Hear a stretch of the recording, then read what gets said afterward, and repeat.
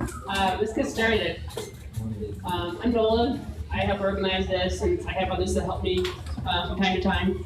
And I have a few announcements for getting started. In December is the Global Day of Code Retreat, which if you haven't done it, people who have done it say it's an amazing experience, and you spend all day basically solving one problem different ways in different pairing situations. And it's December 14th, so maybe in the middle of December. We don't have much going on in December for user groups, except we will meet. AustinRB will meet because it's the beginning of the month. Austin on Rails will meet in December. We need to thank Obtain Software for food. If you got here early, or between 6:30 and 6:45, 6:50, we had food. Last time we had too much food, so I have to figure out how to gauge the probable attendance from meetup. I was gauging on 50% actually showing up, which was usually pretty right. This time we probably had almost everyone showed up, or maybe people who showed up but weren't signed up, but made that for us who did sign up that didn't show up. So we'll see how that goes in the future. Thanks to Refactoring for the meeting space, which is always nice, and thanks to Scott for speaking. Ready? Sure. Thanks. Let me just And, take over. tell them about what your company. Somebody asked me about What we're doing? What's up syncing software. Okay, do that.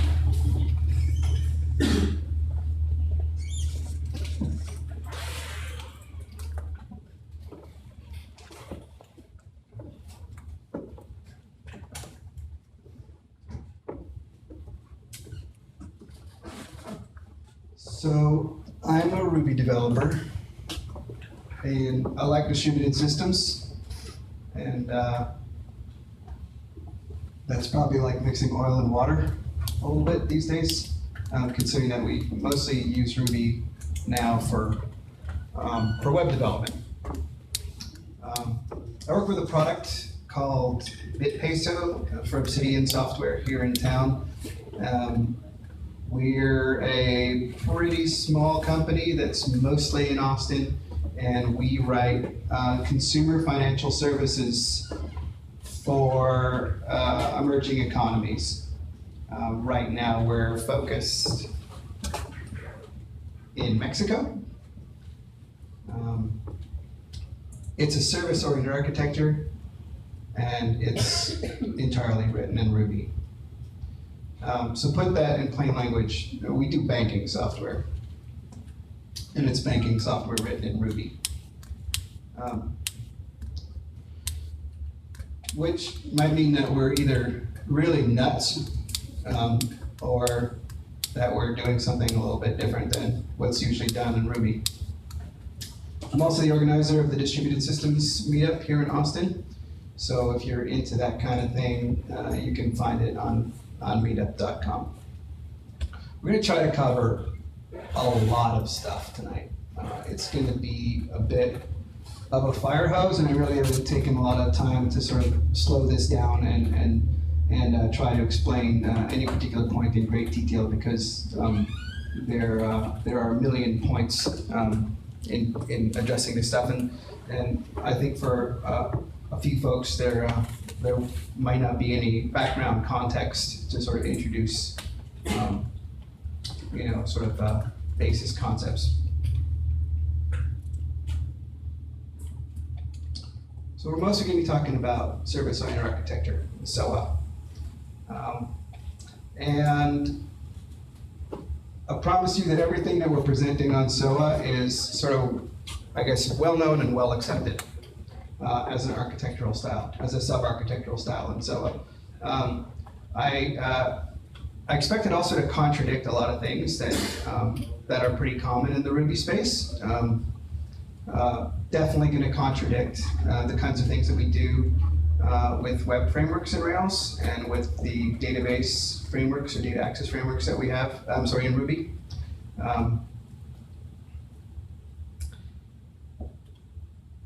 And the reason I'd like to do that is that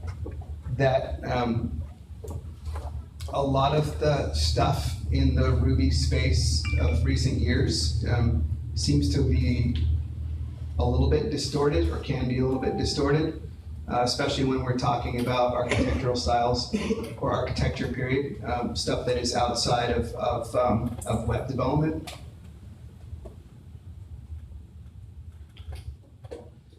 And I'm really hoping that this maybe sparks some anxiety in you guys enough to sort of maybe wonder if in fact this stuff is nuts, because it's going to be pretty different if most of what you're used to is working with a web framework or working with SQL over a relational database, or even with any kind of data access over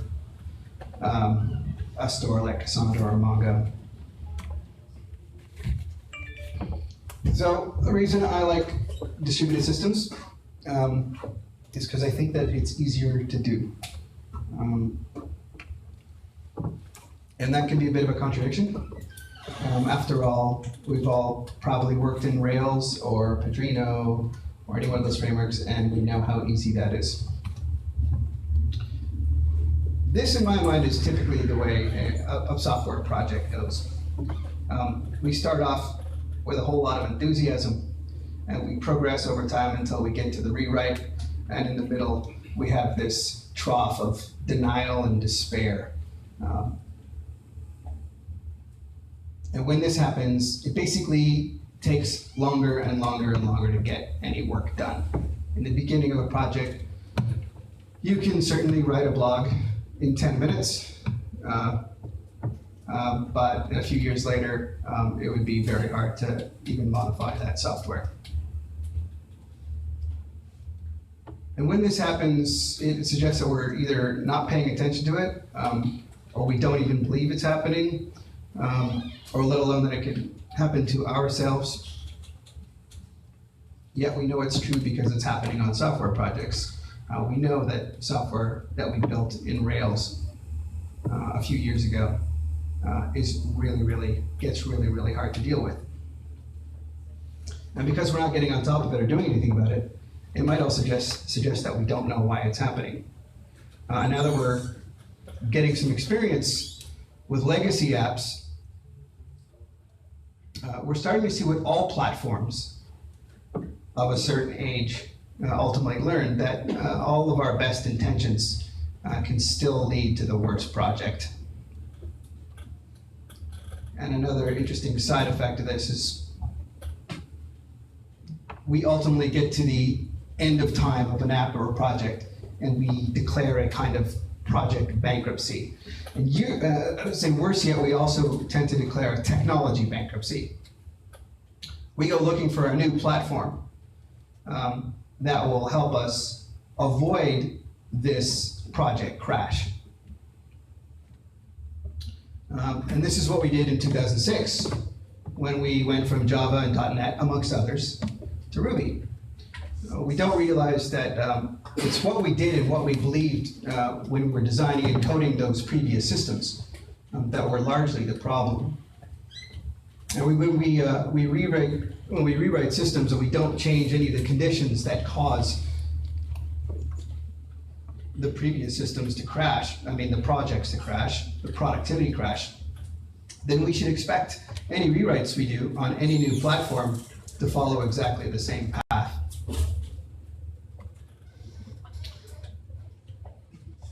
It's also happening now. And this isn't a problem. It's a really good thing to stretch out and expand and learn multiple platforms. So our focus on Elixir now is really healthy. But when the focus on Elixir is the same focus that we had in 2006 on Ruby as a solution to problems that have nothing to do with the platform, and we're basically chasing after superstitions rather than something more objective like science. And if you're a real go-getter, you might get a jump on the next developer refugee crisis right now and set yourself up as the go-to person for the next big thing. maybe even hasten the demise of Elixir so that you can drive people towards whatever that next big thing is. But I think a lot of this also has to do with, there's a lot of people leaving Ruby. It's leaving a vacuum behind. It's leaving a social vacuum behind. It's leaving sort of an emotional vacuum behind. Friends are going away to other platforms and we don't see them. It's almost as if they're moving to other countries. But I would like to assert that that loneliness is a really, really bad design principle. And we should really try to keep it in check. But I digress. So, we're building a bank in Ruby. We're doing that for the moment because it's what we have significant, serious proficiency with. And the leap from Ruby MVC to SOA is a much more significant leap than moving to another language or another platform. And switching to a language that we're not familiar with in the midst of using patterns that are still shaping up under our software would basically increase the risk of our project to something akin to, well, it would leave success to something like a coin toss. So in mitigating the number of risks that we're facing in working with this architectural style, switching technologies right now would probably, well, we couldn't even guarantee that we could ship anything, basically. And ultimately, when we need to start replacing Ruby, we can replace individual components. It's not like you're going from a Rails MVC to a Phoenix MVC and rewriting the entire thing, which still may be a problem in Elixir. So before we leave to join some other circus, I would say we could stand in the place we are and think about why these projects keep failing, keep getting harder and harder and harder. And more importantly, when we do a rewrite or abandon a platform in hopes of finding better answers, that we are changing the factors that contribute to these problems. And really, really look into ourselves and find out why is it getting harder and harder. And I would suggest one thing. That is a design principle that I don't really think can be refuted. And that is software gets harder and harder to work with, the more and more entanglement you get in the design. And as a developer, you got one job, and that's to manage entanglement. And if it's not clear what entanglement is, you'll just have to do more rigorous work until it becomes repetition and routine and muscle memory. This is your job number one. And failing to do everything you can to fend this off ultimately is going to lead to things getting harder and harder. And that's ultimately why SOA is easier. You'll often hear about SOA in the context of large-scale and distributed systems. I'm not really going to address that too much. These are things that you don't have to deal with in the beginning. As you know, building web apps in Ruby, you can sketch things out and not have to go big before you go to market. What I'm saying is the SOA techniques, using them earlier rather than later, you can avoid some of the problems that will keep you from being able to do anything at all later on. Or succinctly, it'll keep the work from getting harder and harder and harder. And so, to be truthful, is also quite difficult. You're going to have some form of difficulty. But you're going to have difficulty. If the work is going to get harder and harder and harder anyway, then things are going to get difficult. The question is whether it gets so difficult that the project just fails.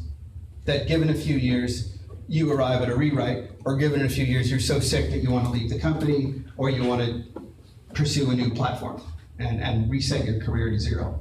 No, not zero.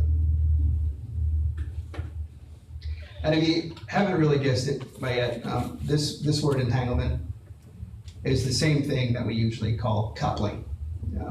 I'm calling it entanglement, mostly because if you say coupling, it can cause eyes to glaze over, and people may not actually connect directly to what it really means in software and how to see it and where to see it. And as a developer, you've got this one job. That's to dramatically minimize the coupling, and I would say dramatically because the typical architecture that we inherit from our typical tools and frameworks dramatically exacerbates the coupling, but we see that level of coupling as completely normal.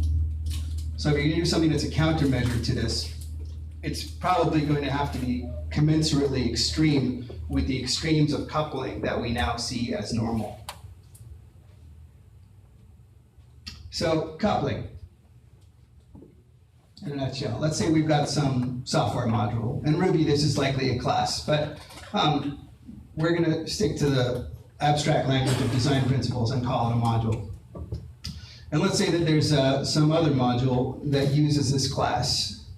And that right there is, of course, coupling. Anything that uses any other thing is coupling. But that's not the problem. This is the problem.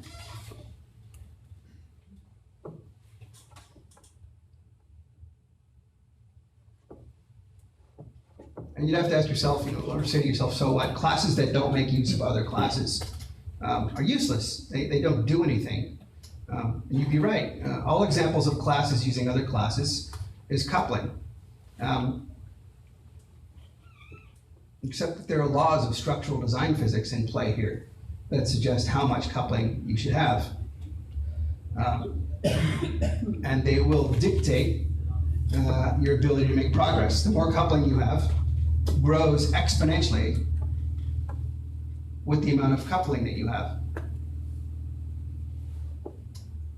Or said otherwise, how much harder and harder and harder it gets depends entirely on the coupling in your code. You have to have coupling. You can't get away from it. It's for software to be useful. It has to have coupling. But we've got to work to keep it at an absolute minimum. And that's your duty as a software engineer, after, of course, delighting the customer. But you don't want to get things so hard so that you can't delight the customer. And that's the real problem we're finding with projects that crash. We want to do the right thing, we want to add features, we want to expand our software, but we really just end up being stuck.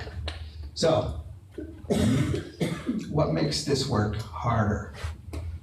Or what makes the coupling worse? And this is going to be one of those points that I suggested earlier on that is going to be counterintuitive, or I hope it's going to be counterintuitive.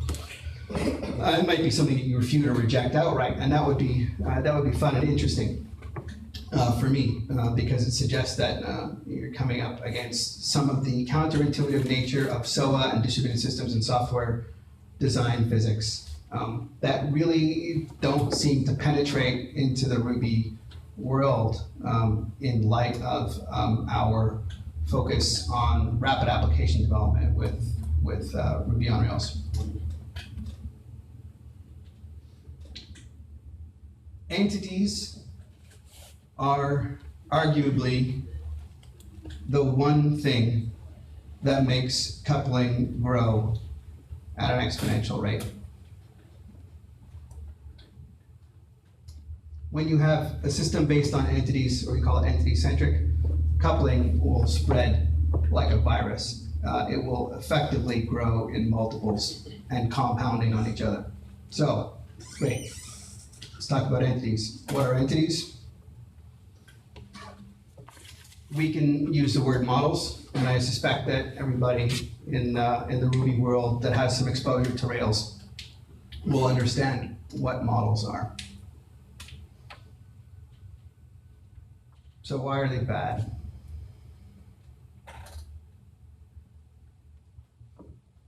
Models have an expansive interface, i.e., they offer a lot of things to couple to.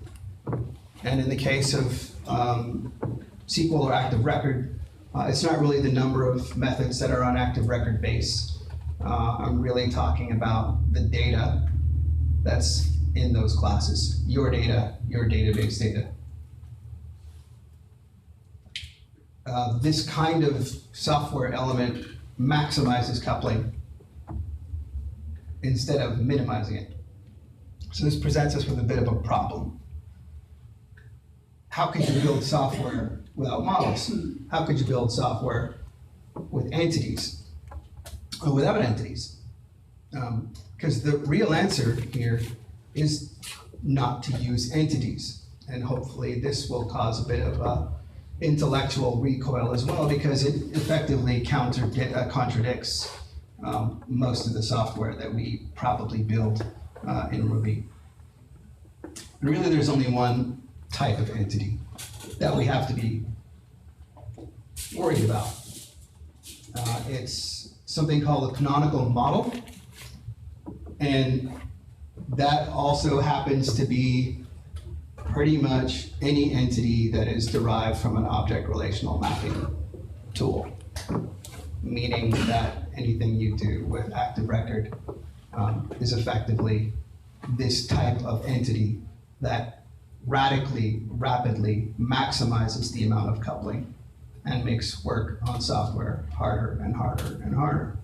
So let's take a quick look at some mocked up version of some models in an online ordering system. And hopefully this looks kind of familiar. We're dealing with pretty typical stuff. An order which has line items and a customer that has orders. The line items are related to products. Customers in this case have addresses. And from this we get a lot of incredible convenience. As we all know from having used object relational mapping frameworks, you can expect to see some of this kind of code. And this really helps us move our project along really quick. We can answer these kinds of questions pretty readily and pretty rapidly because of the kind of tools that were given by our ORM. Unfortunately, this is a model of software or software design that is effectively the conceptual model or the conceptual design. And it's not exactly compatible with the realities of software systems and human organizations and business operations and systems operations. This is a kind of design that closely reflects how we might diagram it on the back of a napkin. This is great stuff for thinking about software, for sketching software, but the moment we turn around and turn it into operational software, we get into this problem that we're dealing with code that really isn't too terribly compatible with computers, and often not too terribly compatible with teams, and often not too terribly compatible with operations and economics and product development and product growth and feature expansion.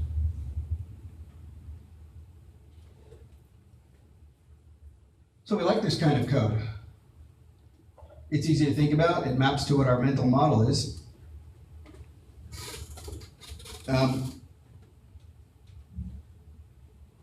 But it's violating some of the most basic principles of software structural design. And by principles, we talk about design principles and you think of these things as haughty academic things, but they're really your warning system, your safety mechanism. If you're trying to keep away the state of the project where it gets harder and harder and harder and harder, then principles are the mechanism by which we intellectually test our software to see if it's going down that path or not.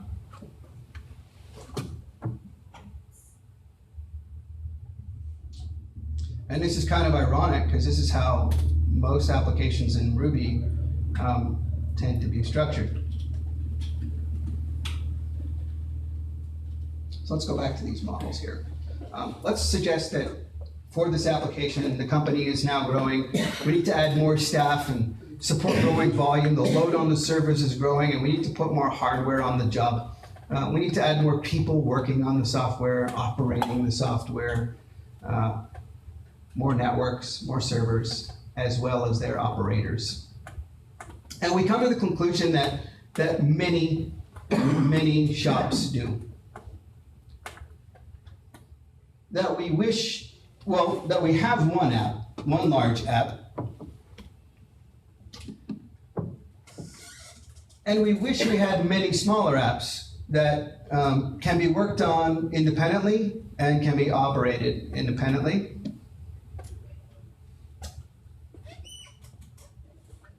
And now we're faced with this problem of how would we go about doing this?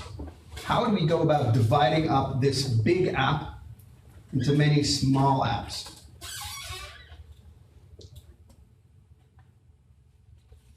And when you're doing that, what problems would you expect to face? And by the way, we'd like that to be done in a month.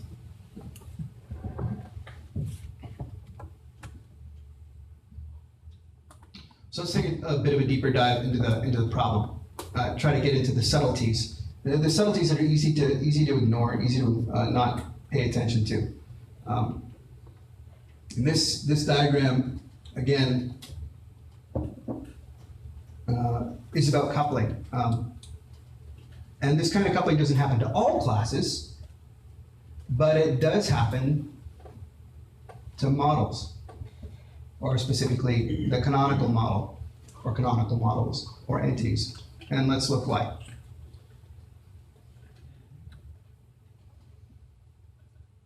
I would say this, unfortunately it's hidden by this bit of code here.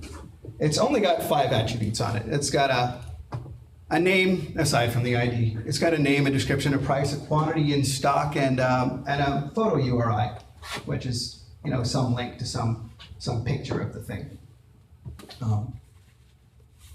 So you might just say, well, it's just five attributes. It's not really a big deal. But what matters here is that there are 5 other modules taking data from this class. And those 5 other modules or objects, or whatever, presume that data is always right there, always available, always right at the fingertips. You can do customer.orders.line items.product, and you've got product. It's always right there, ready to be used. And I would say 5 other modules connecting to this data is a pretty conservative number. It's usually like 10, maybe 20, maybe 50. If it's your user model, maybe it's 100. And I don't mean other modules, I mean every instance, every line of code where one class refers to some data on some model object. That's the count of coupling in the system. That's the number that is going to predict how much harder it's going to be for you to get your work done. So in this case, you might come to the conclusion that many shops do. What if what we need to do here is extract a product service? If we did that, what are those 5 other classes going to do? Now they just can't do something like customer.orders.line items.product.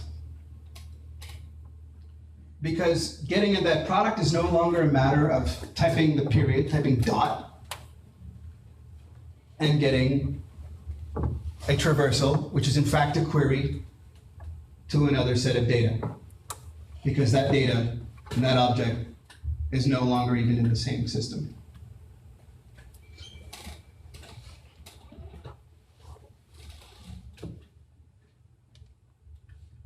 And the sad truth about this is many projects don't even survive this effort. And the ones that do survive it often can end up with a solution or an end product that's even worse than what they started with. So let's go about talking about this product service again. I'm hoping that this seems kind of familiar. This idea that you've got a product service, and now we've got this data in some other environment. We've got a nice tight team doing the development on that. It's been separated from our larger Rails app. The operations team can operate it independently, and we end up with interfaces kind of like this, you know, products or some server /products/123. You can imagine the routes file in Sinatra or Rails that allows this to happen. I expect this is pretty familiar. Is that expectation? Does that bear out with you guys? Yeah? All right. This is not a service. This is just a database with an HTTP interface. What we've done is break a lot of coupling that is an object traversal coupling and replace it with a network traversal coupling. But we didn't change the nature of the coupling at all. We're still ending up with some code that's referring to the product, as if there is the canonical product, one definition of product that always has the same attributes. And this is the truth about services, and how you know you're not doing services, or SOA. The services don't return data. Databases return data. You put Rails in front of a database and return some of that data in JSON, that's a database. In fact, you don't even need to write that. If you've got a good enough database, your database will just do the serialization and return that data in JSON form. You don't have to write a Rails controller to do that. That's just what databases do nowadays.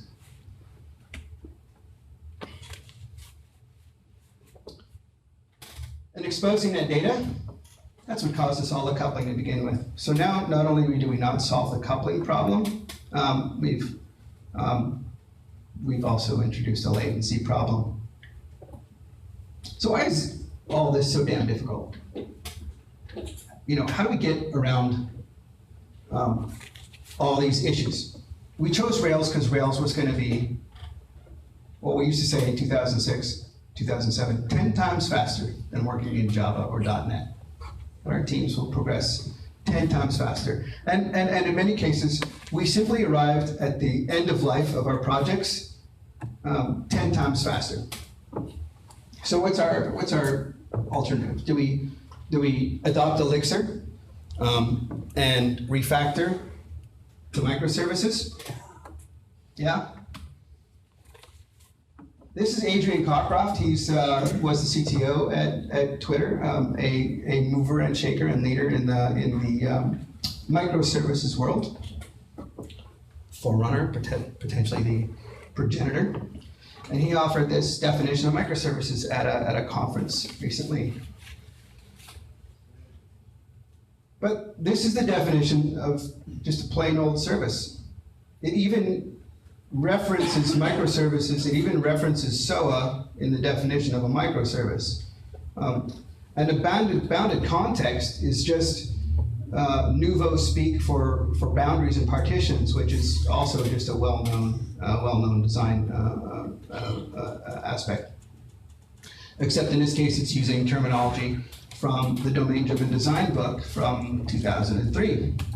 So if you're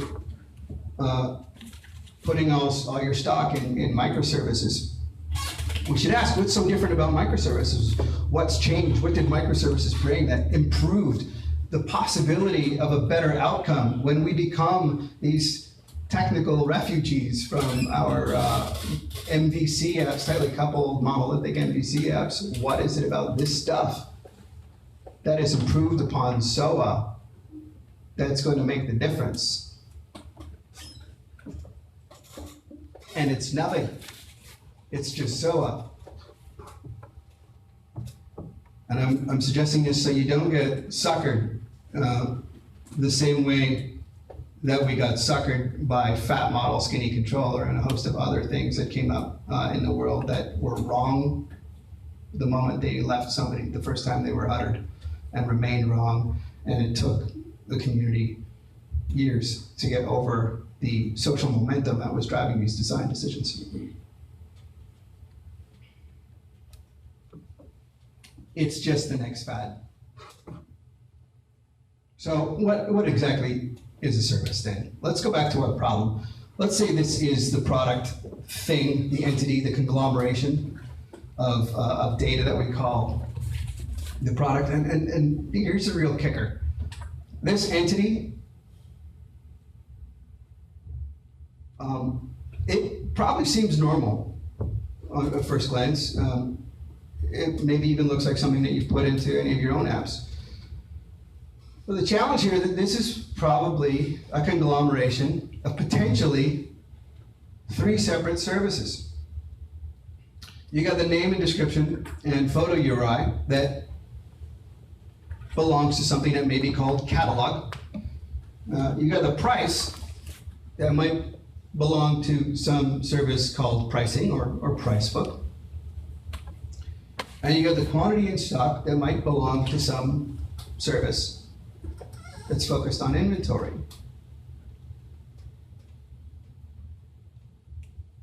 These services, so these units, these components, they might not even be the same department. They might not even be the same development organization. They may not even be the same company. They don't belong together, and they never did belong together. It's just that when we put ORM on top of this stuff, we lost track of what data design means in terms of systems design. So the next time you're doing a checkout on Amazon, think about what's going on here. There's a chance that it's maybe a little bit more elaborate than what you might imagine. There isn't one JavaScript API behind all this. This is information from several different business units with different management, different developers, different cultures, different life cycles, working at different paces. You've got catalog information, there's price book, there's discounting, there's the recommendations. All of these they might as well be separate companies. They're certainly larger than most startups.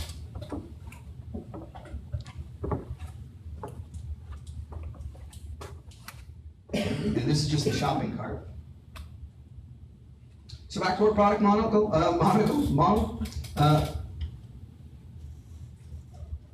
What about this makes it a canonical model? It's the assumption that all the data is in one place, that it belongs in one place to begin with, and that it's always available when you get a hold of the product. You can just have all of this data, get a hold of this data, and write the code that your system needs to do the things that your system needs to do with that data. There's a name for this pattern, where it's assumed that all the data is at your fingertips, and it's all together at the same place at the same time in a single object. It's called a monolith. And is it bad? It depends on where you are in the life cycle of your company and your product. It's commonly experienced to be a serious drag on productivity after the very, very early stages of product or technology. But it's not a bad thing to prototype on. But you should know that the ultimate goal when you build your monolith is to set forth a path on how you get out of the monolith. The goal isn't to stay here. And if you try to stay here, you're taking a technology pattern that's not meant for the long term. It's really meant for the short term. And it violates almost every software design principle under the sun. Because when you have these presumptions of data availability, monolithic data availability in your code, that will become a liability as you add more people to your team, and you add more infrastructure and to your system, and when you wish you could break it up into smaller pieces. You have to have separate pieces of software to begin with before you can break it up. In the very presence of the kind of code like this that's pervasive through your system says that there are no separate partitions. This word partition is really significant. And there's no doubt that you can continue to muddle on this way. I'm sure many of us have worked or presently work in shops that have code like this, and we don't think a damn thing about it. It's just difficult, and the work is hard, and we try to have fun at work, and it's just getting harder and harder and harder, but it's just hard, and that's the level of expectation. You know, it's kind of like people expected to die at the age of 40 in the 1600s. That's a normal thing, right? But we know that there's a greater potential for greater outcomes. They're on the outside, typically, of the Ruby community, though. And when you write code like this, there's no refactoring. The word refactoring doesn't really apply. What comes out of this is a re-engineering effort. And most companies who are doing code like this are doing it because they're saving money, which means they usually don't have the budget for re-engineering anyway.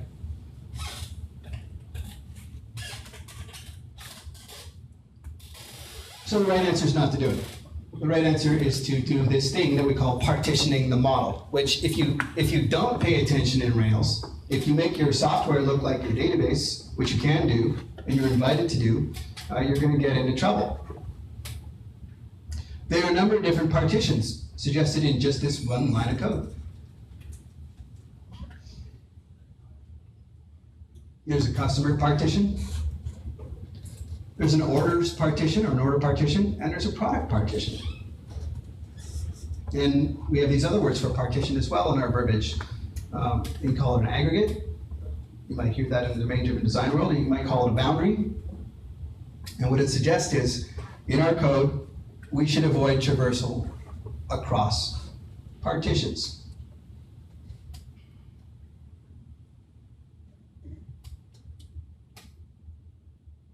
Which basically contradicts everything that you'll see in a demo about active record. So why not do this traversal? Why not blur the boundaries? Because the boundaries are the things, the separation, the lines of demarcation, where you will break up your system to become multiple other systems in the future.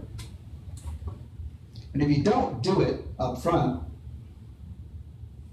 it's not that it might just be hard or impossible without breaking or representing the explicit boundaries, but it's also going to be harder to just do the work in the system you have. If you have a Rails app and you apply a model or model partitioning right now, well, you can't really use all the active record associations that you have in your toolkit, and that's good, because model partitions are not supposed to be traversed. This will make things like testing a lot easier. But if you're already there, and you are doing these model traversals across partitions, you might not be able to fix it. Many companies just really don't survive this level of engineering. So we have another word for monolith. It's a big ball of mud. And it's really, really hard to recover from a big ball of mud once you're there. The best, it's kind of like, I don't know, stage 4 cancer for software.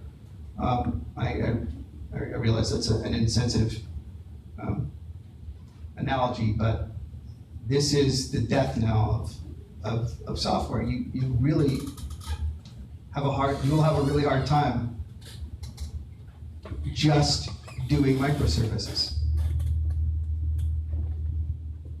I'd say once you take your nice, clean, understandable work and wad it up into a ball, even if you can flatten it out again, it'll never be that nice, clean, understandable sheet of software that it once was. It will always be harmed by having been a big ball of mud.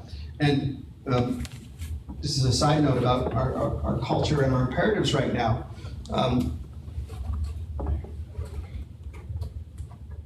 Well, I would just say watch out for anybody suggesting that a monolith is magnificent. You can say pretty much anything if you're given a microphone and a stage, and people might even believe you. But a monolith is not a magnificent thing unless you're doing it on purpose and you've got an exit plan. And to wit, these are the 11 cataloged fallacies of distributed computing. A lot of these apply directly to object-oriented design. But I would like to point out fallacy number 9. The system is atomic or monolithic. This is already a well-known thing, that the monolith is not a desirable state unless you're doing it with full volition and under full control, including an exit plan. So, back to this. What the heck is a service? Let's get into a little bit of the technicalities before we jump into code. A service is a doer of things. It's not a beer of things. And by that I mean, it does things on something's behalf. A beer of things is the data of, the data of your system. So a service doesn't hand you back data. A service takes orders and does those things. It's typically some kind of business process, and it typically does have data. But that data is about the business process. It's not about product. That's a database. It's not about customer. That's also a database. It's not about user. That's a database. The only thing it answers to are commands. The only thing it answers with are events in response to those commands. So here's a little bit of selective editing of the Wikipedia article on services that sort of backs up some of the stuff I was just saying. This is a self-contained unit of functionality that is discretely invocable. Well, that's a lot of hubbub to say that it's something that you can execute. And that it's encapsulated behind an interface. Well, we've been hearing that for years in OO. It's ironic.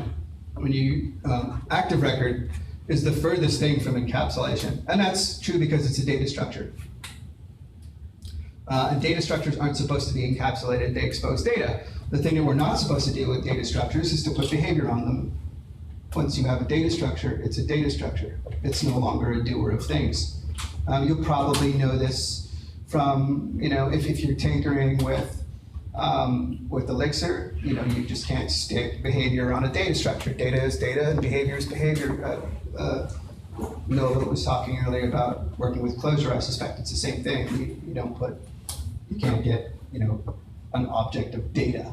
You can't do a user.first on what is effectively a hash table. You can't do data access or network access from a model object. It's just a data structure. I don't want to get too deeply into this, but it speaks to these issues of what a service is and what a service isn't. This notion of boundaries, well, aren't talked about.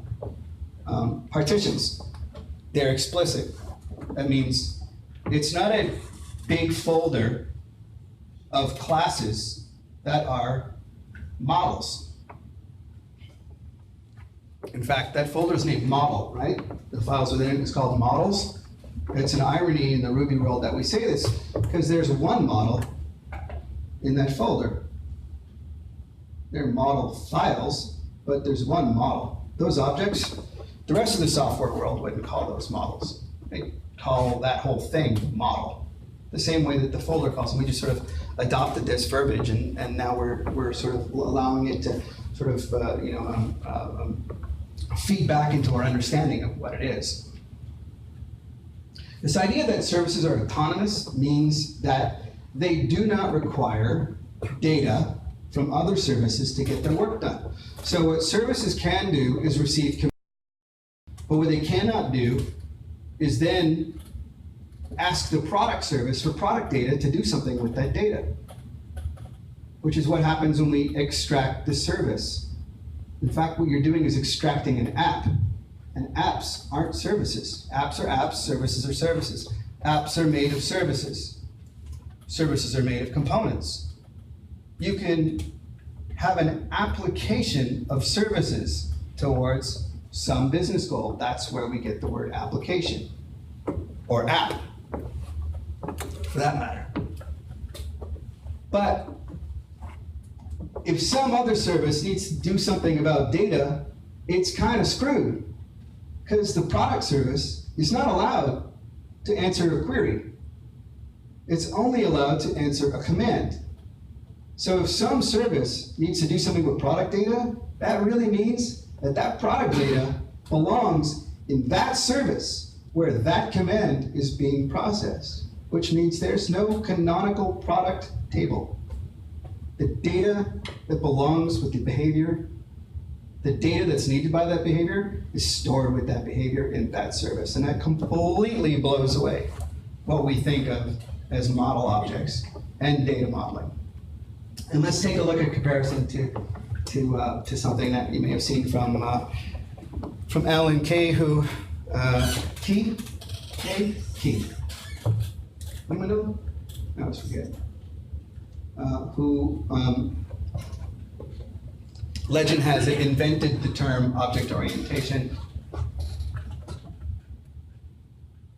And that definition is objects communicate by sending and receiving messages, and objects have their own memory. This is the same thing as services having explicit boundaries and interfaces, and keeping their state within themselves and not exposing it.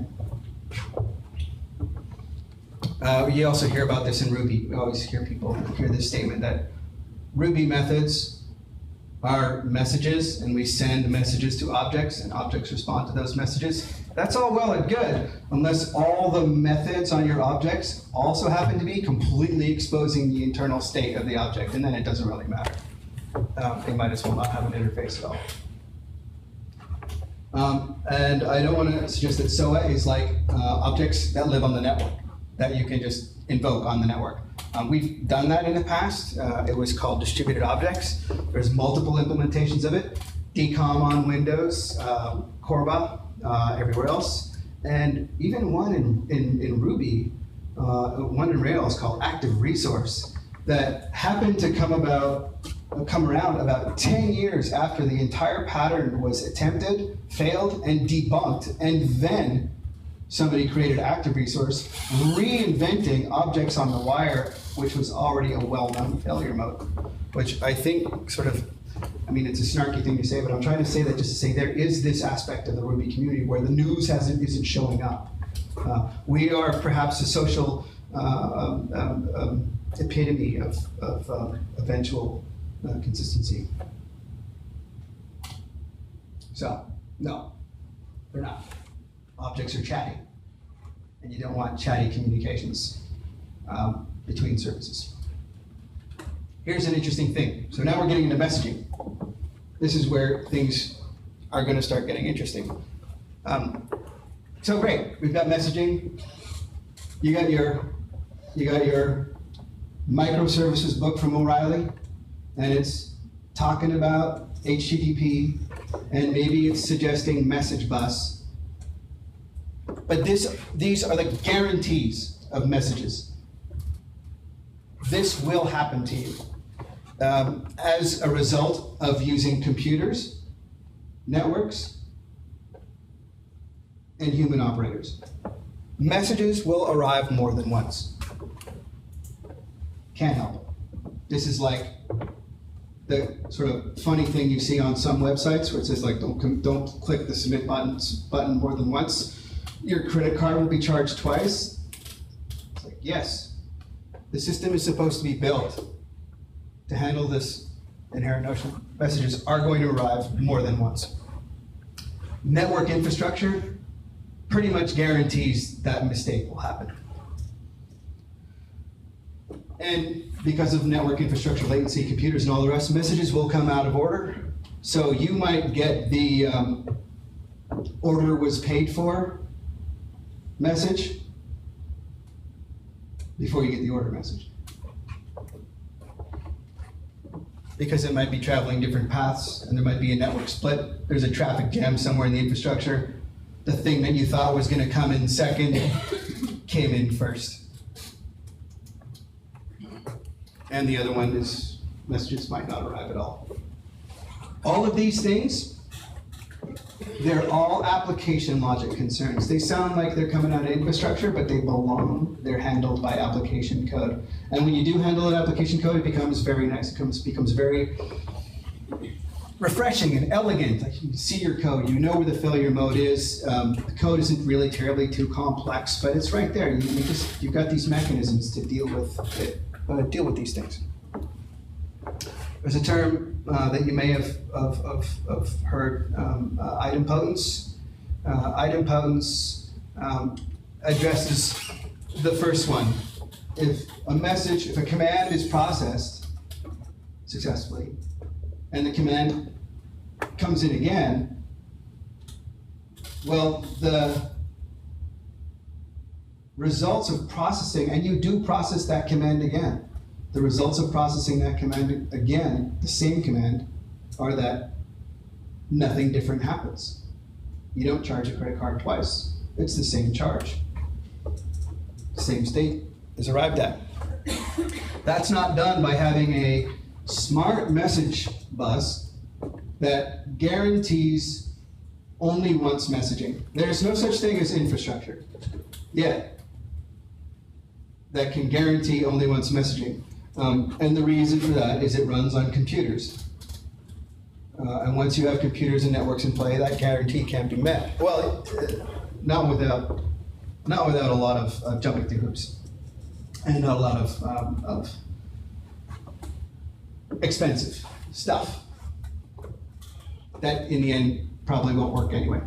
So I want to take a look at code. Noah, how long do I have? Typically you go an hour, or we can go an hour and a half if you don't have anything else to do. Great. I thought that was going to be true, so the part of the introduction where I said light on bullets, heavy on code, I just switched that around just to help you consume time. Now there's a ton of code. And my worry about this code is that we're going to basically sort of glance off it like a rock skipping off the atmosphere, and it might seem incredibly intimidating because,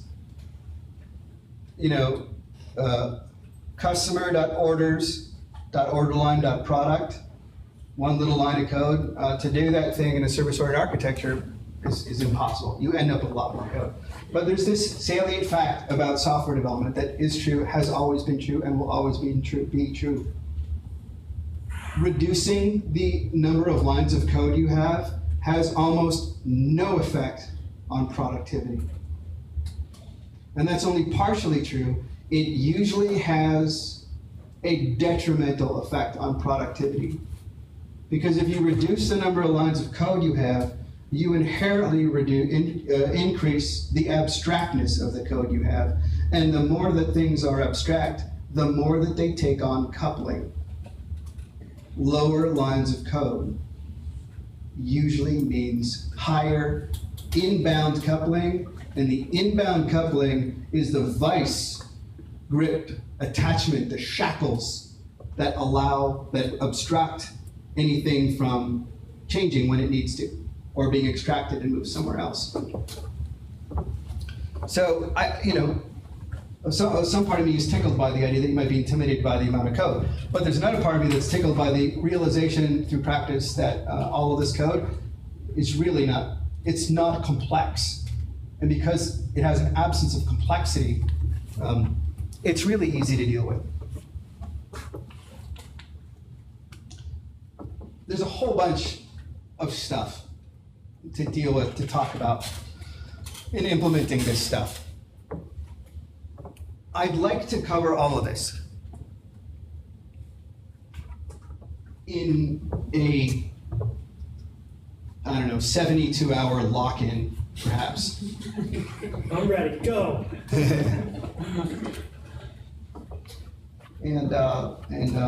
So ultimately, it should freak some of you out. It might turn some of you on. Either way, this is extremely high-level look at this stuff. It's not meant to be, here it is. You've been working on MVC as an architecture, and now you're going to walk out of the room with the same power that you might have had in 2009 when you saw DHH's 10-minute blog keynote at RailsConf. It's not that way. SOA is not a quick jump. It's the long game. It's not the short game. So I'd like to touch all these subjects. The event store database. This is an actual database product that we use.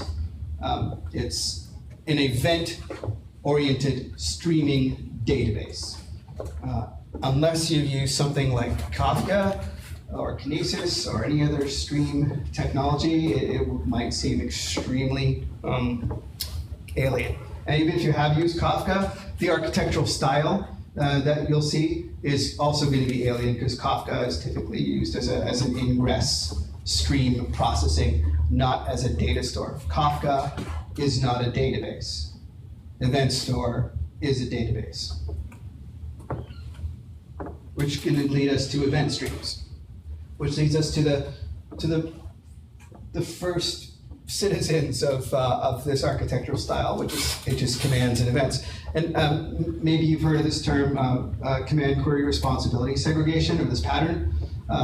It sort of addresses this to a certain extent, but there are something to be aware of in your system, in any system, even in a MySQL system using active record adapter, there are commands happening.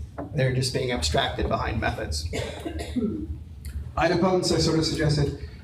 Concurrence, you'll see some code there. You might not notice it's concurrence. I might not point it out. There's this term aggregate root that's really critical because it relates to entity, which we've already talked about. If it's a model and entities are models, no, entities aren't models because model can't be pluralized unless you're talking about multiple different systems. So an entity is a model object, and only the canonical model objects are the ones to avoid. We are going to address projections, which is how you get an entity. And the crux of the whole thing, which is handlers, which is really, if you're familiar with controller classes in any web framework, it's kind of like that.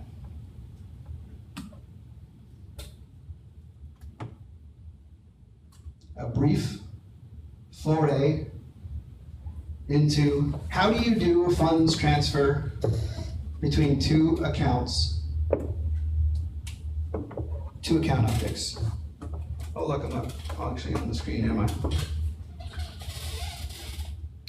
That's impressive.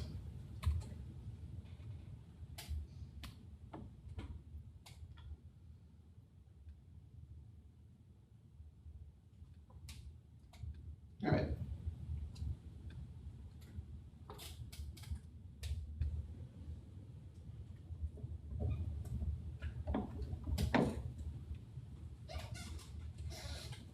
This is a question on Stack Overflow. It addresses Rails 3, but it's still remains the same today.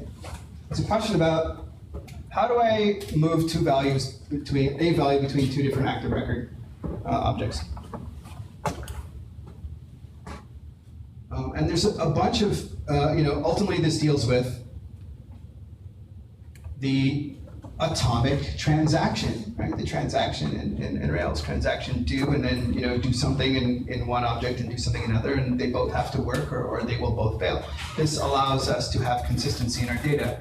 Otherwise, one goes in and the other one doesn't. Things are going to be out of balance. So there's a number of interesting answers. Putting methods on the active record object and having a transfer method, and here you see from account, withdraw, to account, deposit. There's no real transaction happening here, but I'm sure that the author, oh, here it is, right? So this should seem normal.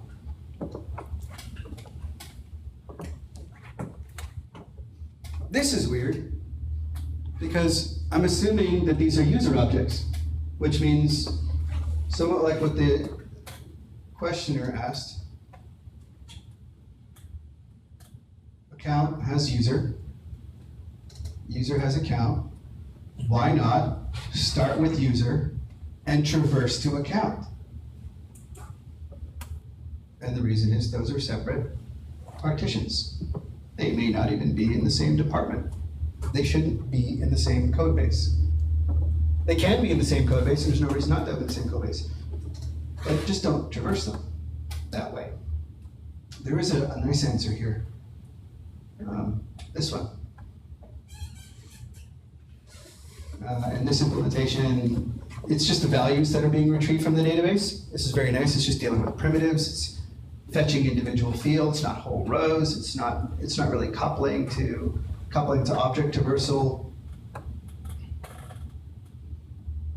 Although it's kind of weird that we're talking about accounts after we've just fetched a single value.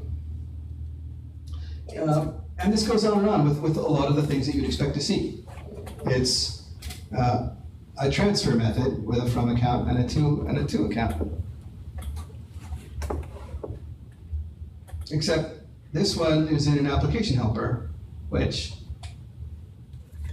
ultimately means that this application helper has all kinds of logic in it that is kind of like that product model thing that we saw earlier. It's just got a whole bunch of stuff all stuck in one place that really doesn't belong there.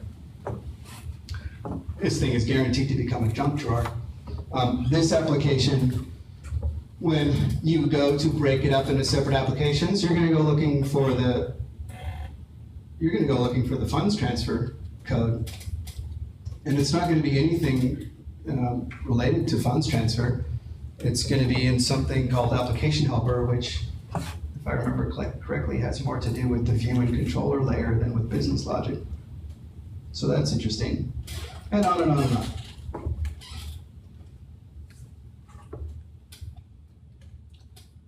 But what you're seeing is it's a few lines of code, right? Ultimately, it's not that big of a deal. But the truth about banking systems is that your balance is never stored anywhere. So there's no take this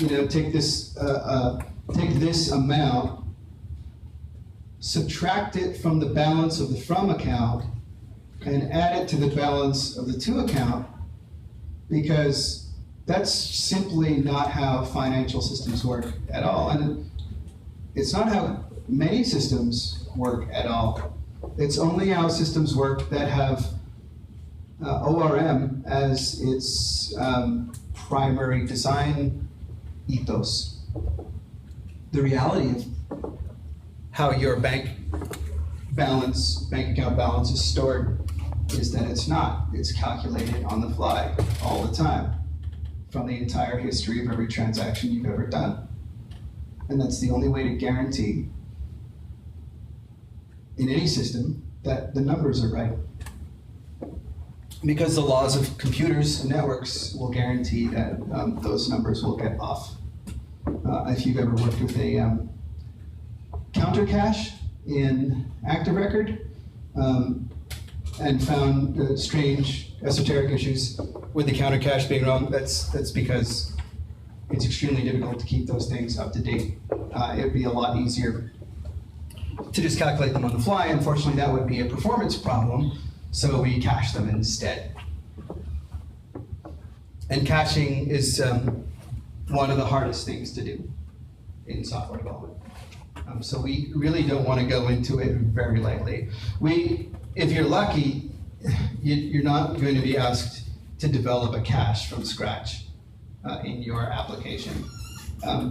If you are asked to develop a cache from scratch in your application, you could probably get a more high-paying job working for caching infrastructure products than some Rails app doing health monitoring or something. Not that that's invalid.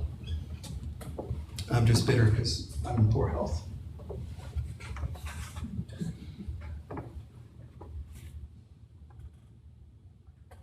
This is the event store. Oh, look how tiny it is.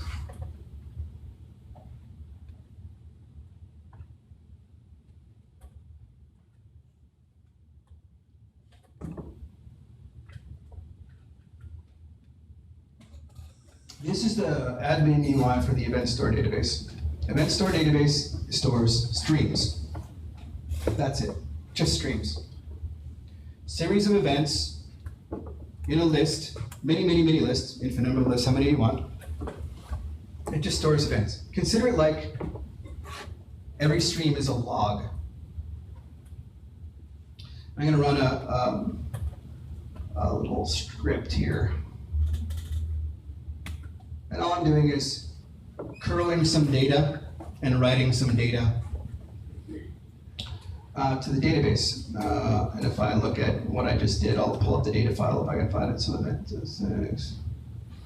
all right. This is JSON data. This is what's happening.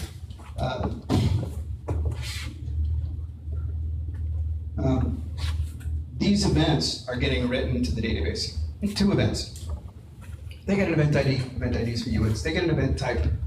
And then you get a package of data. And all I've got is some attribute, some batch value, and some attribute. This is just junk data. I wrote that to the database. So when I refresh the screen, you can see I got a newly created stream. This is not the same thing as a relational database. This is really not like a row.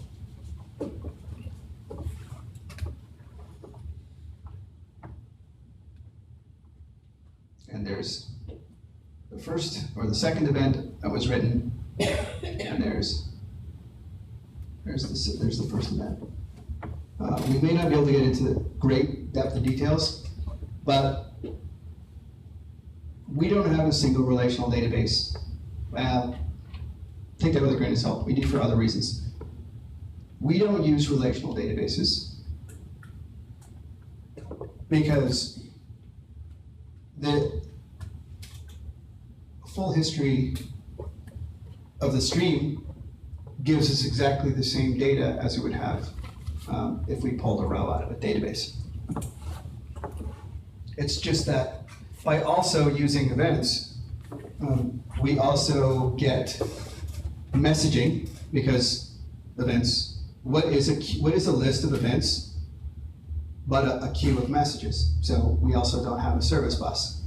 We have a stream database. Service buses really are kind of a thing of the 2000s. It was good when we had them. It solved a particular enterprise integration problem, but they're really an enterprise integration technology. And if you're not doing enterprise integration, then using RabbitMQ in your microservice is basically like picking your nose with a jackhammer. You can do it, but you're probably not going to like the outcome.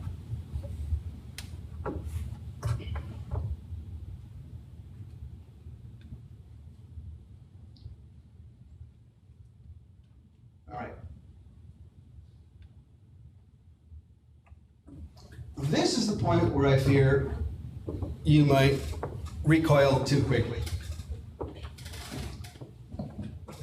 What are you shaking at, Nathan? Oh, it's just unfamiliar, sorry.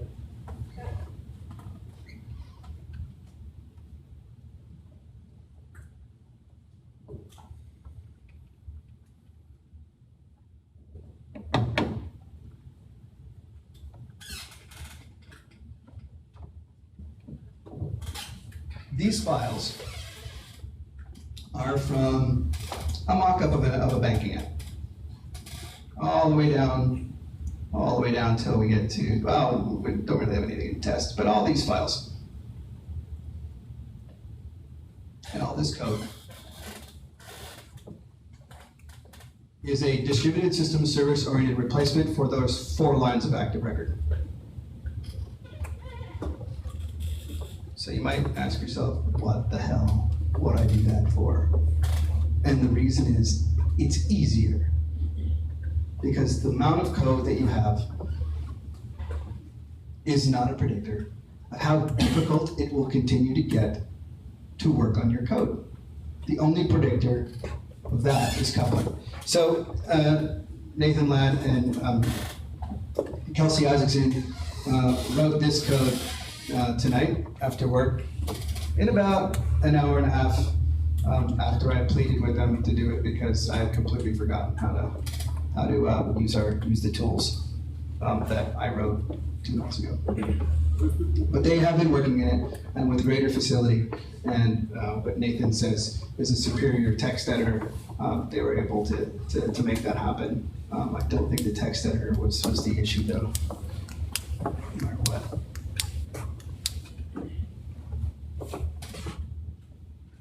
Let's take a look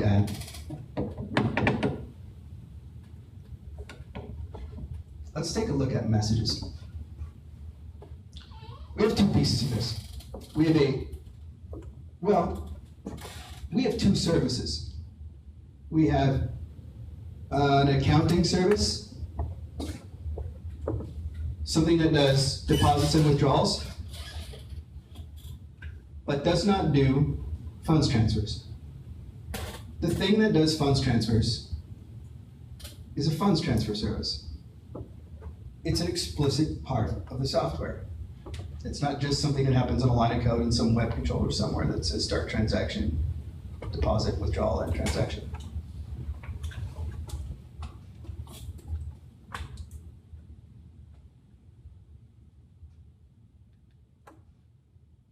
This is what a command looks like to do the transfer. And it should be pretty straightforward. There's a transfer ID, there's a from account ID to account ID, and the amount. Pretty straightforward stuff. Very clear. All of the code that you'll see in this implementation, in isolation, is low complexity and pretty clear. In response to commands that go to services, services can issue events. It's basically a command gets processed, an event is sent that gives the status of processing that command.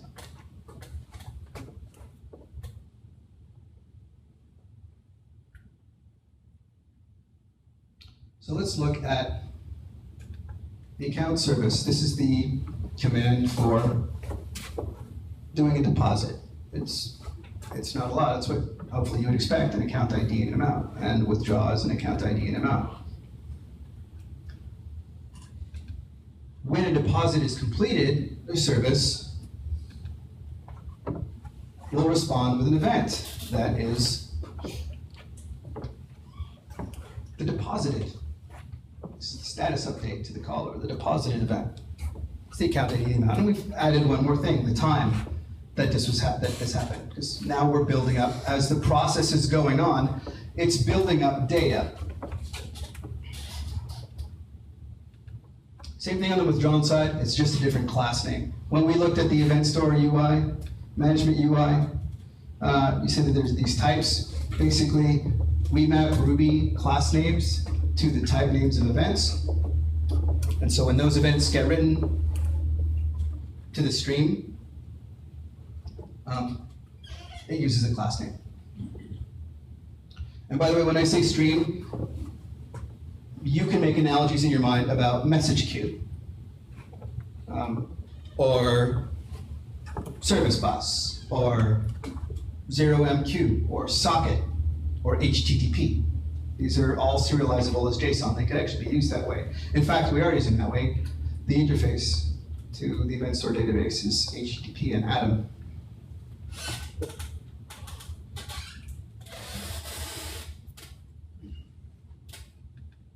And we have another one that is the insufficient funds, the NSF message. So in response to a withdrawal, the event might be NSF. So what we didn't see in the Stack Overflow example was, like, how do you do a transfer? You withdraw from one and deposit in the other, but what happens when the one you're withdrawing from doesn't have enough funds? When do you do that? And what you might think is, you would go available funds equals account.balance, right? That's disencapsulation of the data. That's high coupling to the canonical model. Go into the account, take the data out of it. I'm going to take it over here in my little space, and I'm going to put it on my workbench and figure out if I've got enough money to do the withdrawal. And the trick in SOA is you don't take data out of the service. You tell the service, there's a withdrawal that needs to be processed, and it's for $2. So you send that withdrawal into the service. The account knows its balance. The account service knows the balance. The account service checks how much money is available because that's its data, realizes there's only $1 in the account, cannot process the withdrawal. So the response is an NSF event back to the service or the client, whatever it is, that attempted to initiate the withdrawal. If there is sufficient funds, then the response is not the NSF, the response is the withdrawal. When the caller gets the event back, that's the correct event, it can then proceed based on what happened in that other service. But at no time was it necessary to take the account balance out of the account object, which is exactly what happens when you say account.balance. That's a retrieval of data from an encapsulated module.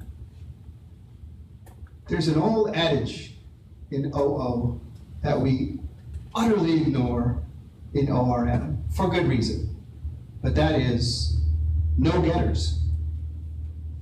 Objects don't have getters. Objects have methods. No getters. How the hell do you do systems when you don't have getters? Well, you send methods that don't have return values on them, and you have some mechanism of responding back to the caller with an event that the caller will eventually pick up and process in an asynchronous way.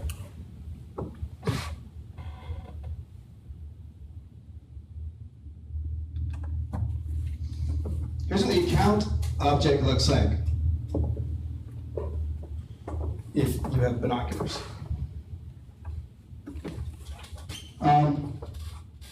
Yeah, so that's a model. But that model is only ever used within the account service. And this could tell you, you might interpret this as a contradiction to everything I said about models and entities. It's just that there's extremely little that is coupled to this object. Only the things within the account service, and the only data it has is the data to perform only the operations of the account service. As opposed to the product model that had the name, description, photo URI, also had inventory information, and also had price book information. Like that model, in order for code to work with it, would have to take the data out and move it somewhere else. Right? The price book service would have an entity with a log of price changes or price sets, price assignments. And when the price book service retrieved product, it would get two things in its entity: a product ID and price. When the warehousing or inventory service retrieved that product, it would get the product ID and the amount in stock. There's probably other things involved with it, but that's the gist of it. Here we're concerned with an account ID and a balance. I'm not sure what last transaction time is, but I'm sure it's... Sorry, we just... You just threw that shit in there just to mess me up in a couple days. Did you really? You're awesome. I love you guys. Let's take a quick look at the part I think that's really interesting, which is where the logic really happens. This is what is called a handler. It's where the messages that are stored on the streams end up. Kind of like your active record, or I'm sorry, active record? No. Action controller? I don't remember anymore. It's the same thing as a controller in Rails or in Petrino or in Sinatra is an example of a handler. In fact, they could have been called handlers instead of controllers. I'm forgetting about some of the boilerplate on the top.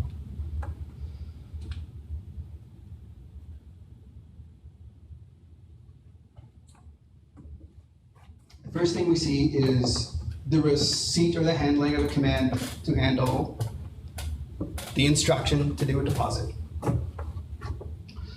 And that command is here. It's got an account ID and an amount.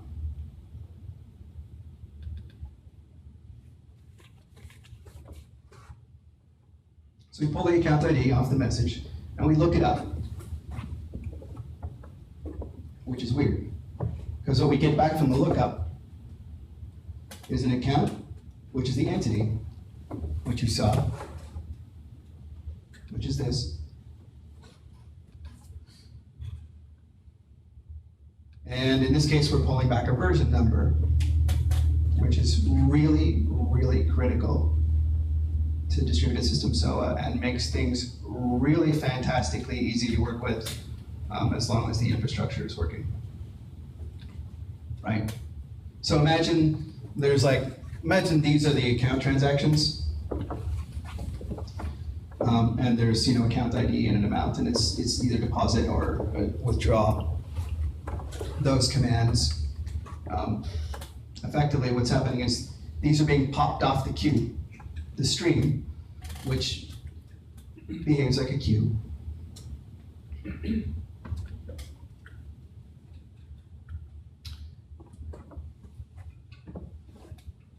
And the logic for doing a deposit happens, which is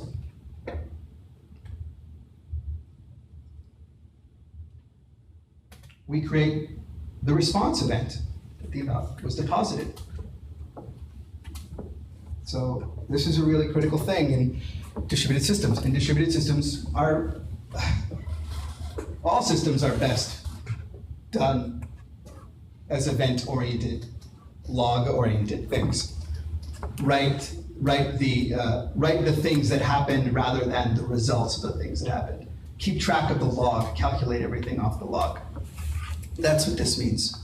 So when we're responding back to a deposit command with a deposited event, which is this, what was deposited to what account ID and when, there's really not much to do. We create a new event to write to the stream, to the queue, well, not to the queue in this case, to the stream for this account that has the account ID, the amount, and the time. And then there's some boilerplate, and then we write this event back to the stream. So this is a stream for some accounts. So let's say this is account 1, 2, 3. Every account has its own stream. There isn't a big pile of accounting transaction stream. Every account has its own stream. The event-oriented database is a database of event streams. And there could be untold number of event streams. Like, that's not a problem. It's not like if you have too many database tables in your relational database, it gets difficult to work with the SQL admin tool.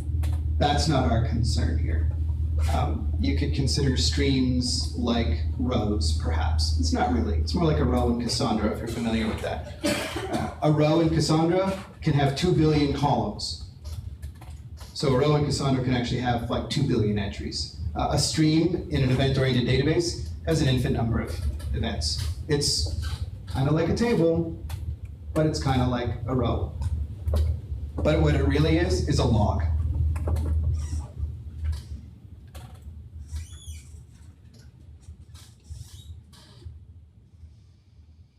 Now withdraw is interesting, because here's where we find out if account has enough money in it to let the withdrawal go through. And yes, in fact, there is a line of code that says account.balance, but this is code within the accounting system, so the account entity, the data attributes of that are allowed to be used. by the accounting handler, by the accounting code. It's never exported. Well, it is and it isn't. It has to be displayed at some point, but that's a different story. So pretty straightforward. If the account balance is greater than the amount asked for, then we issue a withdrawn event. And if it isn't, we issue an SF event. And the pretty fantastic thing about this is if all we're ever doing is taking in commands and then writing events, like, where does the balance come from? Like, how is the entity,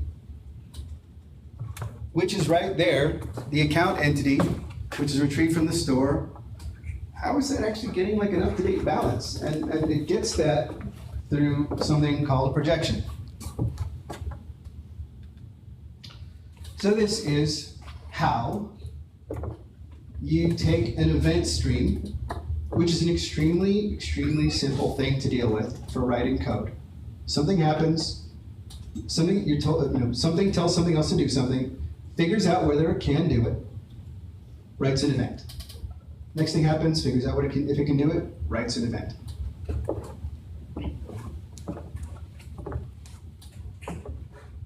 The deposited event gets written for an account, and the withdrawn event gets written for an account. So account 1, 2, 3 will only have two kinds, like if this was the account stream, only two kinds of events in the stream. It will only have a deposited event and a withdrawn. Well, it could have bajillions of them, but it'll only have those two different types. And the balance comes by reading the entire stream, and if it's a deposited event, you add the amount to the balance. If it's a withdraw event, you subtract the amount from the balance. And at the end of all of those streams, of all of those entries, you end up with a balance. So when that store.get line of code is running, where is, right here. When that store.get line of code is running, you can presume that the stream is being read. And you might also want to balk at this and say, what if there really is? What if I've had my bank account since I was a kid? There's hundreds of thousands of events in there. That doesn't seem like a terribly efficient thing to do. And it isn't exactly a terribly efficient thing to do. And what you're not seeing in the store implementation is that only new events are read. So if the account 1, 2, 3 was retrieved from the stream, and its balance equals 2. The next time store.get is done for that account, only events that are newer than the last time are read. And the fantastic or interesting side effect of this is that all of the model objects are always in memory all the time. And you can write more complicated software to get rid of things that are not touched all the time. But it's not a whole lot of I/O. There is I/O, not much more than you're dealing with a relational database. And if you were really, really clever and really wanted to take this on, you can keep those objects in memory all the time and have the projections running on another thread or another process, always keeping the model objects live and current all the time. Meaning you don't really have to go to the database to get that data, to get those models. There's complications with that though, so tread lightly.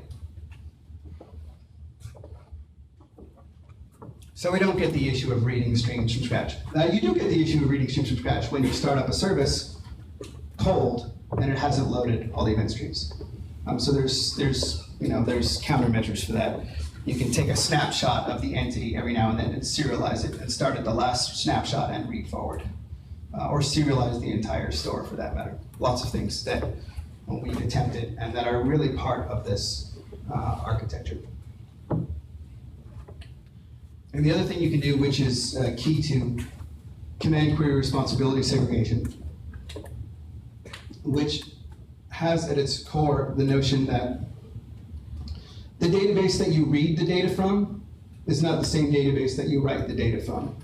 And that's because queries on data are often a lot different than the writes of data. And we take an incredible shortcut with Active Record and all the ORM, whether it's Active Record or Hibernate before it or Top Link before that. We take this incredible shortcut by using this pattern we call read, modify, write. Read the data out of the database, put it in memory, modify the values, write the data, write the row, write the values back to the exact same row. In CQRS or in this kind of system, the only thing that gets written are events. However, if you want to use a SQL database, you can take those events, calculate denormalized views of data, stick them in rows, update them as you wish, and always have hot data to respond to queries and reporting and stuff like that. That's called a read model. It's a nice side effect of this kind of thing.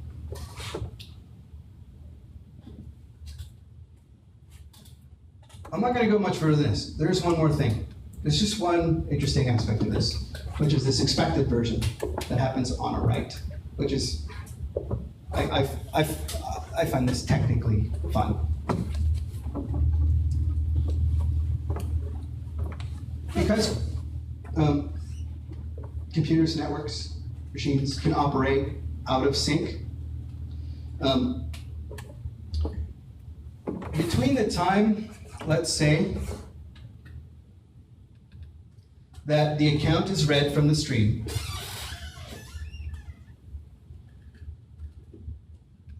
and the event is written back to the stream, the result is written back to the stream, something else may have written another event.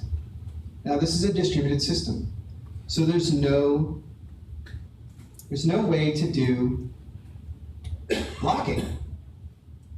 You can't do a read isolated on any of this stuff because there's no row to lock. It's just a list of JSON objects that are used to calculate entities, to calculate models. There's no locking involved. The really easy thing to do to get around this is kind of lovely and ingenious, is that every event in an event or in a database is in a position in the stream, right? So if that line 45 comes back with the account object at version or position number, like the head of the stream is position number 5, and then you do some activity on it and write it. Then when you do the write, when that write happens, the position of the stream, the last event that is in the stream right now should still be 5. If it isn't, something else is operated on that data, which is a concurrence protection. Another user, another system, another service. It's something that you don't want to have happen, and it's something that probably won't happen because of the way that reads happen against a database. If you've got multiple nodes, running the account service, like you're getting big and you're scaling and you want the accounting service to run on multiple computers, well, you'd use a competing consumer pattern, which is supported by the database, that only allows certain streams to be handled by certain computers, handled by certain nodes. However, in the event that that the infrastructure goes offline and you've got to reboot it, and all those competing consumer stuff are not in play anymore, and all that binding is not what it was, you can end up with 2 nodes handling the same stream, and that's when you need to protect against concurrence. And really all it is for an event stream is this version number. The expected, the last time you read the count out, version number was 5. When I write the account back in, version number should still be 5. If it isn't, that's a failure. And if it's a failure, the only problem that you have to deal with at that point is, whoop, well, screw it. Bloody tall things. The only thing you have to do is start again at that line of code and run it again. And if it happens again, you start at that line of code and run it again. It's a rare condition, but all you have to do, unless you're the person writing the infrastructure to do this, is to retry. So you don't get this, oh, somebody else has locked the row, I tried to write to it, that's an exception, the web app crashed. It's, oh, version number's wrong. Well, I didn't get to write my event. No harm done. No side effect. The version number's wrong. I didn't write the wrong event. Go back up with the same message, process it again. Guess what? It's probably the same event being sent to 2 different computers. At which point, idempotence kicks in, which is a message will probably be sent twice because of the way computers and networks work. And in idempotence, and it's not really illustrative it's not really coded here, but what would happen is the business logic would check to see if this transaction had been processed already. And if it had, then you just ignore it. You don't do the business logic because something else has already done it. So the version numbers tell you that a concurrency problem has happened, and a check at the top of the method or the top of the block protects against processing a message that is, or processing a business operation that has already been processed. And like I said, it's not infrastructure logic. It's not something you put in a message queue. It's actually just something you put in your code because it's a guarantee of distributed systems. All right. I'm going to stop right there because I'm actually 15 minutes over the time that Noel allotted. And there is probably another 10 or 15 days worth of material to cover. So if you want to stay around after and go through all that 10, 15 days, then awesome. If not, if there is any quick questions, that we are very, very much over time. But if there is any comments or questions, or accusations, the floor is yours. Where do we go to learn more? Like books, websites? Where can we see more code? There isn't really, I don't know, I don't really know of like one cohesive resource to go get this stuff. It's just kind of like the knowledge is just kind of spread out over a lot of different, and unfortunately it's in a lot of like high-end stuff, right? So go work at Twitter and you'll see this. Go work at Facebook and you'll see this, which is really, really unfortunate because this kind of thing isn't, it's not exactly high-end. It should be, I think it's approachable to anybody. Well, I think that's my bias. I think anybody can do this, and it makes the work easier. But I don't really know that you go and learn it. There's from a book. So anything on SOA will be interesting.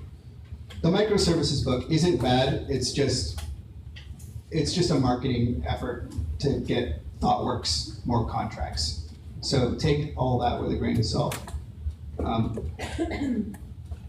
Just generally looking into distributed service patterns, but some of these patterns are really, really new. All right, there's one guy, his name is Greg Young. He's kind of the progenitor of this style, or the communicator, I would say, of this style. I would look into Greg Young's writing. There's no book, there's a lot of conference videos. There's a lot of demos online from a ton of events that he's done, and you can pick up a lot from that.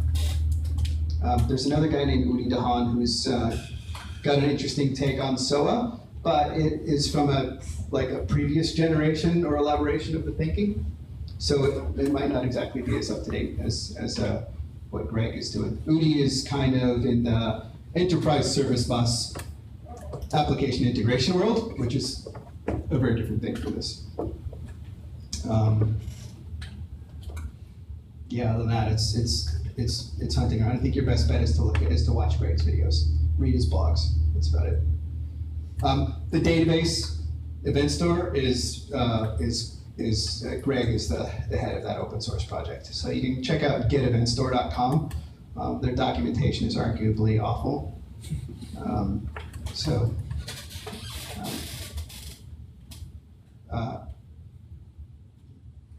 Kelsey and Nathan and myself are in this building, so I mean, we certainly try to reach out to us and maybe we'll be responsive.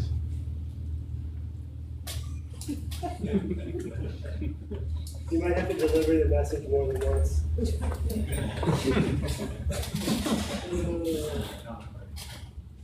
You know, literally, Kelsey and Nathan wrote this today after work, so I would say, you know, fill their email boxes up with questions because they're obviously. Are we getting overtime for this? Absolutely. Yeah. Is there anywhere we can look at this code? Yeah, it's not exactly run ready yet.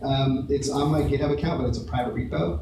I'd be happy to open it up right now, but I would not guarantee that it's going to run. Mm-hmm. I'll tell you where it is.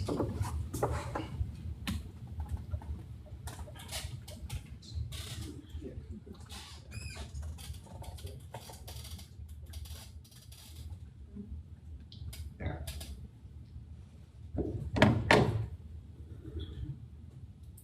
Here's the URI. Should be noted that we're planning on releasing some tools at some point. Oh, thank you. Yes, and all of the thank you, Nathan. She suggested it to me. Thank you, Kelsey. All the tools that we built in Ruby to do event stream processing and handling, the frameworks, the client interaction, a host of other utilities that support desirable design patterns like dependency injection. I know it's what's supposed to be in Ruby. Are all going to be, or actually already open source. We just, our documentation is arguably absent. At least we'll tell you that. Yeah. Yes. But again, that's the kind of thing. If you guys are interested in this, if there's 1, 2, or 100 of you who are interested in doing this, we could certainly sit down and tinker with code and hack. I'd be very interested in helping people give it a try. It would also help us exercise our libraries. So it's great. We're all of our gems are hosted on Gem Fury. It's like Gem Fury. Our repo name is Obsidian. You could look at that list and see the libraries that are involved. In, not all of them are our event store stuff. We've got our own logging stuff. Nathan actually implemented HTTP from the protocol up from scratch, so that we can have multiple streams being read, because Event Store is an HTTP API, and we really just didn't find HTTP implementation, and I'm probably bastardizing this, and Nathan can speak about it, but like he totally implemented HTTP libraries from scratch that are actually implementations of the protocol, like without fucking it up, and allowing cooperative multitasking on a Unix machine, which was the real missing piece. And definitely speak to Nathan about those libraries. Are not bound to our Event Store client libraries. If you're looking for like a really essential elemental HTTP toolkit, definitely take a look at Nathan's code there. And our repos are also exposed on GitHub, and the organization is also Obsidian. It's Obsidian-BTC on GitHub. We started as a Bitcoin company, and then the Winklevoss twins got in, and we got out. Guess we don't have billions. Sir. So, I like that last part you're going to talk about the novel uses. Do you have any other interesting ideas for novel uses of this? Inventory is obvious, but what would be sort of the non-obvious, interesting implementation of this? I can't think of a single thing that can't be modeled there isn't a single thing that is not already modeled as an event stream. Like if you could look at your logs for Active Record and see every time that a column was updated in Active Record, that's an event stream. It's just that by reifying and realizing that that's the truth of systems, you can take everything that you use as an Active Record model and represent it as a series of changes to data that, by the way, shouldn't be the create user event or the set username event. Like that's CRUD, that's data oriented. You really want, for all these things, for all these events, they should be business events, like user Register. Yeah, thanks. Yeah, right. It's sure, when a user registers, you active record.create a user, but create is not the language that you would find in the events. You really want to model the business operations. But I'd be very hard pressed to find something that it doesn't work for, because this is really already what's happening. Like when we do read, modify, write, we're really like taking a row out of the database, changing a few columns in the context of some operation that is already named in the routes file or on the controller class name / method name. Like that is the business operation. What this does is say, like, don't just throw away the record of what happened and when and what the details were, but use that record as the actual canonical data source for the data, and then project the model objects from the reality of what did happen. There's some interesting, difficult to work with side effects of that. That's immutable. You can't delete events. It's like, if you screw that up, you're gonna have to post corrections. You can't just go back and say, oh, well, look, that value is wrong. I'll just tweak it on the row. There's no row. You've got to put a correcting event in, right? So it's a lot like accounting, which is good, because when somebody goes monkeying with a Rails console into active record objects and changes something, and nobody knows why it's that way. On that note, though, if somebody goes monkeying in a Rails console with an event stream, it's pretty much the same problem. But at least you know what the monkey did and you know exactly what the details were. Doesn't change the fact that if you incorrectly model the events, you have to live with them forever. So in SOA, that tenet of having an explicit interface and explicit contract with defined messages that have schema, I mean, that's where you need to spend the time getting that right. You can't just agile web development in Rails that thing together. When you publish an event to the database, it's there. So if you wrote a schema class, a message class, and then you changed it later, you don't actually change the class. You add a new class with the new data and version the classes. And the stream, if you go back in time and read the stream from the very beginning of time, those early messages still have to be projected into message classes that still have to be on disk. So the more you get that right, like that's where your analysis and design has to be focused. And that's why it's business operations. It's not create user, it's user signed up or user registered. Like you deal with the business people to figure out what's really going on in business and reflect those things in the schemas of the messages. All right, thank you.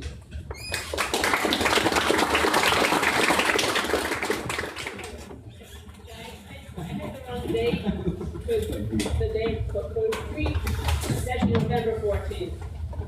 I can't make it, so I was thinking I don't know why, I'm in the door. Oh, can I say one more thing? I'm sorry, go ahead. November 14th. This is like, I think, the prerogative of anybody giving a talk.